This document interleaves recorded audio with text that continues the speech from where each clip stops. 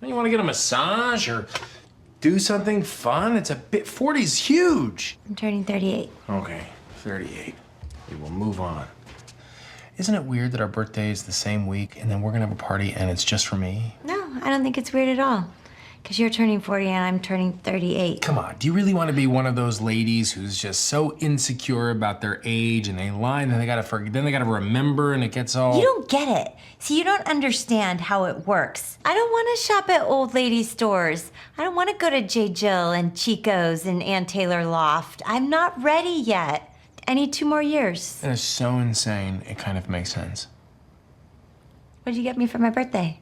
Wait a minute, I thought you said that we shouldn't get each other gifts this year. What do you mean? You're supposed to give me a surprise gift. This is a big birthday.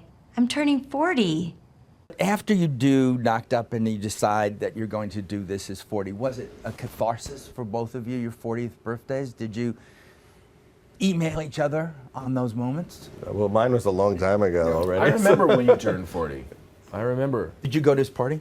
There was no party. My wife was shooting 17 again with Zac Efron, so I went and visited her on the set, and I get there, and the scene they're going to shoot is her literally dancing erotically with him, like him lifting her and twirling her, and it was kind of weird to have no celebration and watch her being like manhandled by a gorgeous young man all night. It was strange. Somehow that should have been in the film. Yeah, I don't know how it's you a could good have worked story. it It was a in, good but it is story. a good story. I'm always What happy do when an anecdote's happening. I'm like, this is an anecdote. This is good. It's happening. And then do you take something out and just put it in your phone or do something when that happens? I took a picture. You took a picture. That's it. I did. I have a picture. Oh, I saw that picture. Yeah. Yeah, you showed me that picture. You're Twitter. I'm on the Twitter. Yeah. Amazing. You? No. I'm not on Twitter or Facebook. Do you feel or- above Twitter? No, I just don't. I feel like I don't want another thing in my life that's going to kind of be a time suck. And I probably would get sucked into it. You know, this thing you were asking about, what from my own life in these movies, and you were saying the fantasy baseball thing. It Knocked Up. When we were talking about it, I said, you know, my wife has said to me, I am so sick of looking at your back, because I would just sit at a desk on a computer, like, you know, see and you know, seeing like I wonder what Hideki Matsui's kind of and it's in the movie, but I will get kind of sucked into it, and I just I don't want any more of that. Yeah. You're strong. I haven't been this strong. But you like it a lot. You do I like it. Well, because I don't He do. does. He's good at it. Because I don't do stand-up anymore, so it's the only interaction I have of thinking of jokes and getting reactions. And I think it's funny that you could say something and thousands of people can get mad at you within like 8 seconds. Why do you want to subject yourself to that? I shouldn't. It's almost like you get a little rush out of just the interaction with people. And if I think of something funny, I get very proud of myself. Albert Brooks is on it, but he said he's going to start easing back, because if he comes up with a really good joke on Twitter, he literally feels like he's done his work for the day, and he doesn't have to like write his novel or write a screenplay. It's an because excuse. He has some really funny ones. Yeah, it's the perfect thing to do it. it satiates your creative need. But who in the world of comedy out there now makes you laugh? Well, Louis C.K. yeah, Louis C.K. Stephen Merchant really makes me laugh a lot. His work. Chris Rock. I like Tim and Eric. Well, they like you too. And also just, you know, I like watching the careers of all of our friends, how they evolve and the choices they make, you know, Sandler and Jim Carrey and Will Ferrell and Steve Carell. Like, in a way, you're tracking, you know, people over like the longer careers. Like, look, they decided to do a couple of those and then one of those. And I find it fascinating to see like the great bodies of work people are building up over decades. In addition to the new people, you know, like Zach Galifianakis, who just really makes me laugh hard. I like Billy Eichner, or there's like the Eric Andre show is really funny. It's just I like finding stuff that seems super weird and that I haven't seen before. But people like Louis C.K. Or you know, George Carlin is, to me, he's I think my favorite comedian. But I like the kind of dramatic social commentary kind of stuff that they do, that they're masters of. I want to ask, as we end, a question about this movie and each of you. Not the best scene in the movie, not the worst, not anything, but something that just resonates for you personally.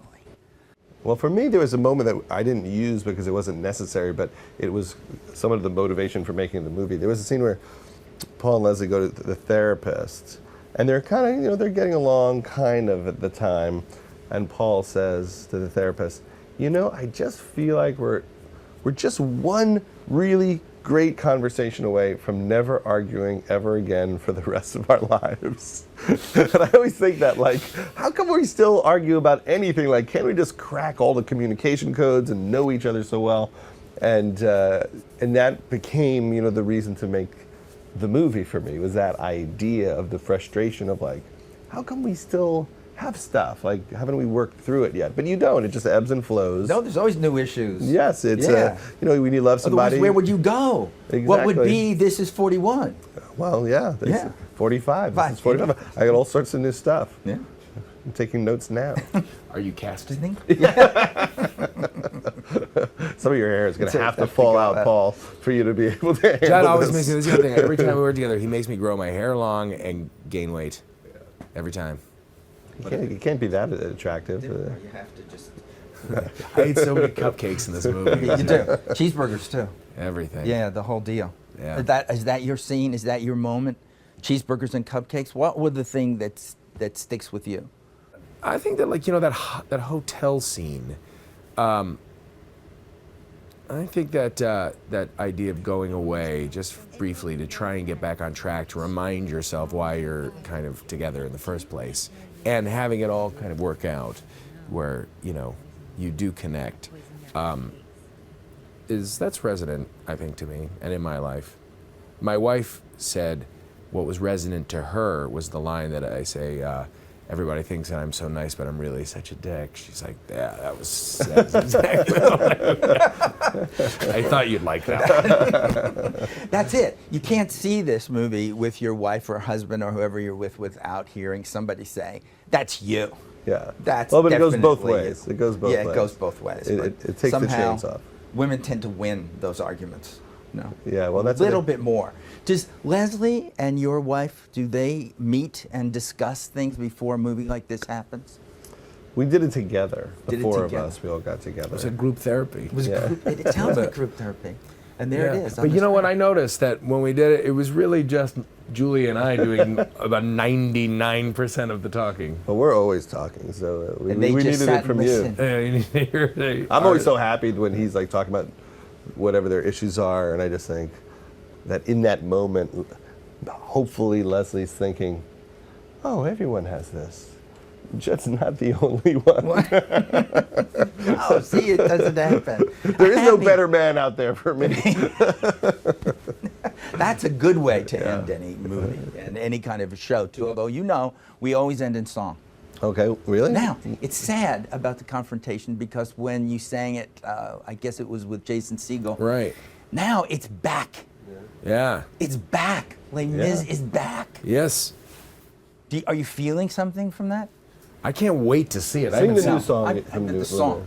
Do you know the new song. Yeah, Is there a sing new suddenly. song? Judd knows it. I wish I knew. All I know is stars there in the moonlight, a fugitive running alone in the dark. Fallen from grace. Fallen from. I used to, you know what? I would always, when I wake up in the morning and my voice is particularly deep and low, I used to lie in bed and just wake it up and try and see. I could always test how low it could go by doing Javert in the beginning of the confrontation when he's like, "You'll wear a different chain." And you go like, you know, it's like if I could hit that low note, it's like I need a cup of coffee. Judd, Paul, thank you so much. Thank you. Thank you. Now you cannot eat the popcorn. Yeah, it's good. That was spectacular.